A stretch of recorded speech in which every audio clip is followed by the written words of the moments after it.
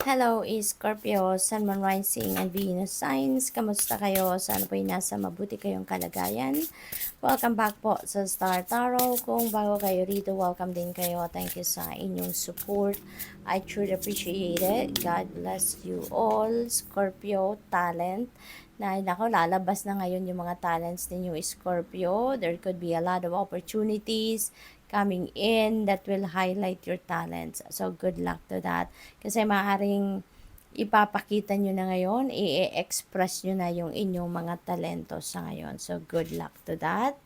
We have willpower, yung kagustuhan ninyo ngayon ang mamamayani, no? Which is really good kasi parang bumalik na kayo sa inyong kapangyarihan. Baka parang ano na kayo ngayon, malaya na kayong magdesisyon para sa sarili ninyo, which is really good. What else? We have peace. Ito yung pinakamaganda sa lahat.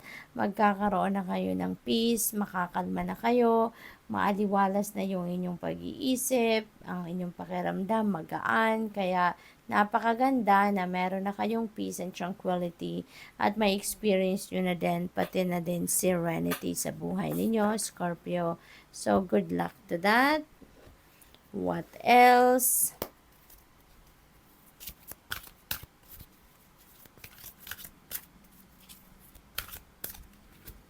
So, we have Carnelian, feed your creativity, Scorpio. So, possibly, opportunities ito, nakakatok din sa buhay ninyo sa ngayon. That's going to give you the chance na magawa na ninyo yung ma-express ninyo yung creativity ninyo.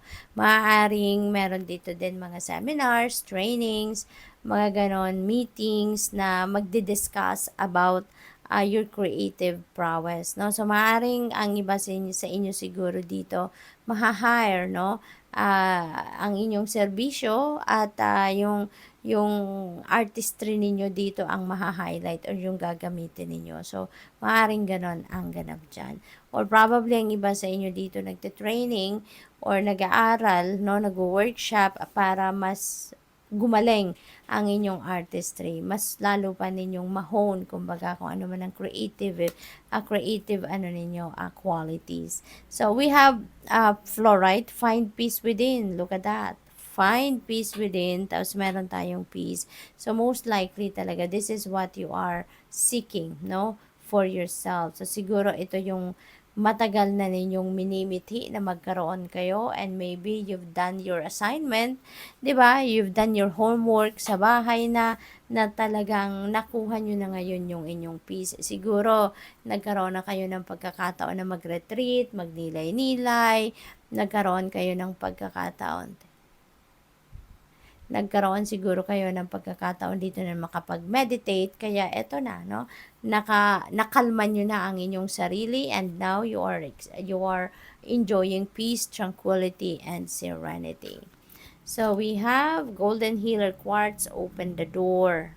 Ayan. So, Scorpio, most likely, open the door for opportunities ito. Kasi, maraming opportunity dito ang nakikita ko na maaring dumating sa buhay ninyo. At maaaring kayo, no, closed off siguro kayo. Siguro, ang nararamdaman ninyo dito, kaya ko to, no? Kaya ko to mag-isa, yung mga ganon. Pero there are opportunities na maaaring makatulong sa inyo at this time. Kaya ito yon, ano? Parang ito yung panawagan sa inyo sa ngayon na open the door for those opportunities, kasi mas lalo kayong magtatagumpay, mas lalo kayong magiging sikat, mas lalo kayong ma-recognize if you are going to take advantage of this various opportunities na maaaring lumapit sa inyo sa ngayon. Okay? So, tignan natin kung ano pa ang kaganapan for Scorpio.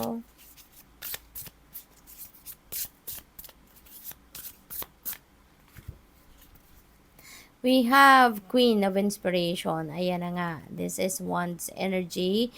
Napaka-fiery energy nito. Kung ano man ang gusto ninyong gawin sa ngayon, you're really going for it, no, Scorpio? Walang dito, walang distractions.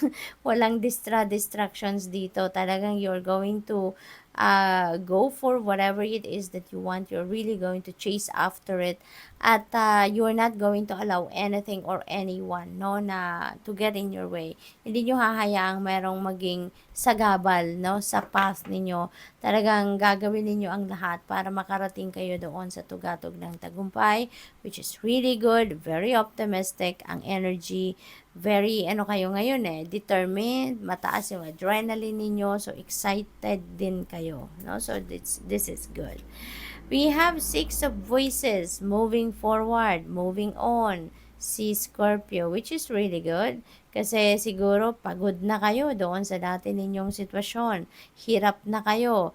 Maaaring hindi lang physically hirap, but maybe emotionally and mentally nahihirapan na kayo. That's why you're going to leave whatever this situation is at you're moving on with your life, no? Kaya siguro, find peace within ang mensahe para sa inyo kasi nga maaring magulo ang sitwasyon na ito na panggagalingan ninyo. This could be anything. Maaring as a relationship situation ito, maaring pamilya, maaring trabaho. So, depende sa inyong sitwasyon, but whatever the case may be, iiwanan nyo na to kasi you are choosing yourself. Maaaring nagtiis kayo dito, no? Nagtiyaga kayo, nagtiis, umasa na gaganda or maayos pa ang inyong sitwasyon, pero you have come to this point na parang na-determine nyo na wala na tong pag-asa. This is hopeless. Kaya, kailangan ko nang mag-take action. So, now, maaaring yun ang gagawin ninyo. You are moving forward with your life. Iiwanan nyo na ang sitwasyon na to, no? Because you're choosing yourself. Gusto ninyong mahanap yung peace ninyo, mahanap yung genuine happiness ninyo, harmony within yourself, na maaring nawala na yan sa sarili ninyo for the longest time. Kaya ngayon, you are going to focus on yourself, no? So, good luck to that. Maaari din, ang iba sa inyo dito is going to relocate, no? Maaring meron kayong gagawin dito na maglilipat kayo ng lugar, maglilipat kayo ng bahay, maglilipat kayo ng trabaho. So, what else? We have the moon energy. Ayan. So, sa lahat ng ito, no, divinely guided kayo, Scorpio. Hindi kayo pinapabayaan ng universe and the rest of your spirit team, mga guardian angels ninyo. Kaya ang mahalaga dito, no, makinig kayo sa inyong intuition. Kasi, ginagabayan kayo kung papaano kayo or papaano ninyo ina-navigate ang inyong sitwasyon sa ngayon. So, mahalaga na magmumuni-muni kayo, mahalaga na makikinig kayo sa bulong ng intuition ninyo because yan ang magdadala sa inyo sa kung saan kayo dapat, ano ang best place na pupuntahan ninyo, ano yung best na option ninyo, yung ganon, ano? At saka, kahit pa naginip ninyo, ano, Scorpio, sinisendan kayo ng mga impormasyon, inspiration, or gabay ng divine universe through your dreams din. Kaya mag-pay attention kayo sa mga panaginip ninyo.